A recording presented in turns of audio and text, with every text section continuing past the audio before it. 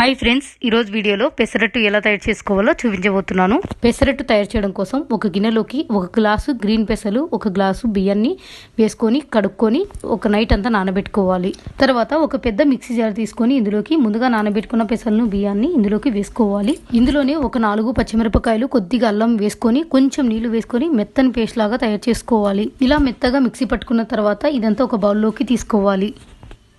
ఇలా మిక్సీ పట్టుకున్న మిశ్రమం అంతా గిన్నెలోకి తీసుకున్న తర్వాత ఇప్పుడు ఇందులోకి కొద్దిగా సాల్ట్ కూడా వేసుకొని కలుపుకొని ఇందులోనే కొద్దిగా నీళ్లు కూడా పోసుకొని దోశ పిండికి కన్సిస్టెన్సీ ఎలా ఉండాలో ఆ విధంగా కలుపుకోవాలి. ఇలా కలుపుకున్న ఈ పిండితో ఇక్కడ దోశ వేయడం కోసం పెన్నం కూడా హీట్ చేసుకున్నానండి. ఇప్పుడు పెన్నం మీదకి ఒక గరిట పిండిని వేసుకొని ఈ విధంగా సమానంగా స్ప్రెడ్ చేసుకోవాలి. తర్వాత దోశ మీదకి కొద్దిగా నూనెను పోసుకొని 2 వైపులా బాగా ఎర్రగా దోశను కాల్చుకోవాలి. దోశ 2 వైపులా బాగా కాలిన తర్వాత ఒక ప్లేట్లోకి తీసుకోవాలి. పెసరట్టు అయితే రెడీ అయిపోయింది. ఈ దోశ నేను పచ్చి కొబ్బరి చట్నీ చేసుకున్నానండి. టేస్ట్